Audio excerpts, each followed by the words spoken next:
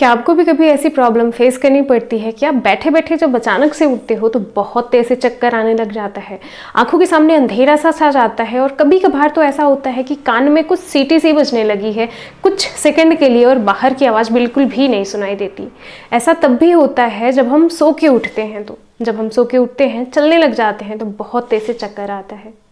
तो क्या आप जानते हैं कि इसका रीज़न क्या होता है? सबसे पहले हम बात करते हैं कि हम इसे बोलते क्या हैं।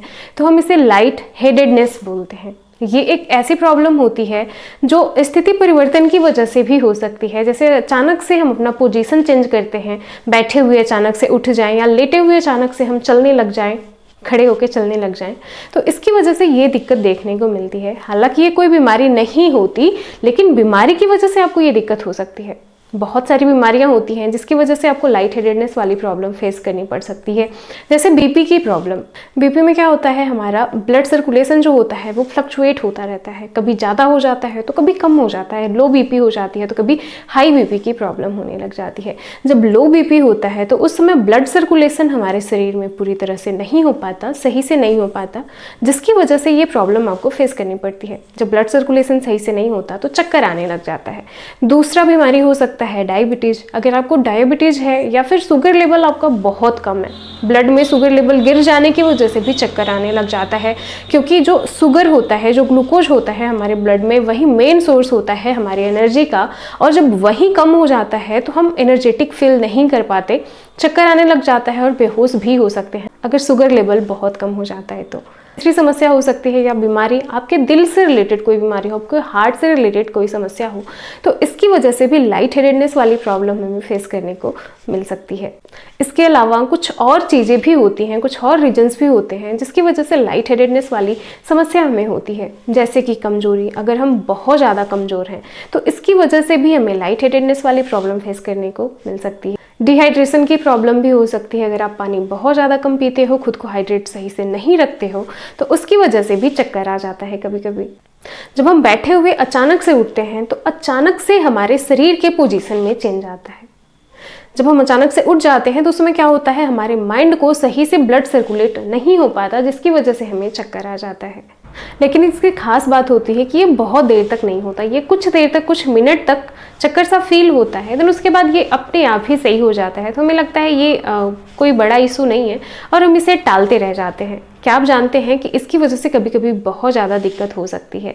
तो आपको बीपी से रिलेटेड कोई प्रॉब्लम है, दिल से रिलेटेड कोई प्रॉब्लम है, आप कान से रिलेटेड भी अगर कोई प्रॉब्लम है, तो आप इसके लिए सबसे पहले डॉक्टर से मिलें और बीमारी का इलाज करवाएं। लेकिन अगर आपको कुछ वीकनेस की वजह से, डिहाइड्रेशन की वजह से ये प्रॉब्लम हो रही है, तो आप उसे घर पे भी ठीक कर सकते हैं। अब हम बात करते हैं कि इस चक्कर वाली समस्या को आप ठीक कैसे कर सकते हैं।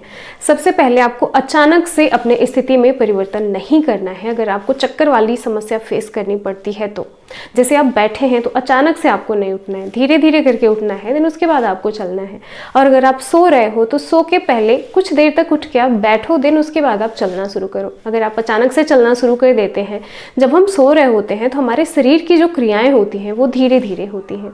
जैसे अभी हम जग रहे हैं और यहाँ पे बोल रहे हैं तो हमारी एनर्जी खर्चा हो रही है, और एनर्जी जब खर्च होती है तो हमारी शरीर उस एनर्जी को बनाती है, जल्दी जल्दी बनाने का काम करती है। और एनर्जी तभी हमारे शरीर में बनेगी जब हमारे सेल्स तक ऑक्सीजन पहुंचेगा, और ऑक्सीजन को पहुंचाने का काम हमारा हार्ट करता है।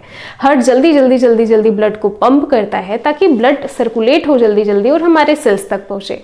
जब हम सो रहे होते हैं तो ये सारी प्रक्रिया धीरे धीरे हो जाती है। जब हम अचानक से उठ के चलना शुरू कर देते हैं तो इसकी वजह से भी हमें दिक्कत महसूस होती है, चक्कर जैसा महसूस होता है। कभी कभार तो ऐसा होता है हम उठ जाते हैं और हमारे पैर लड़खड़ाने लग जाते हैं, अपना भार हम सहन नहीं कर पाते, अपने पैर पे ही नहीं खड़े हो पाते और गिर जाते हैं।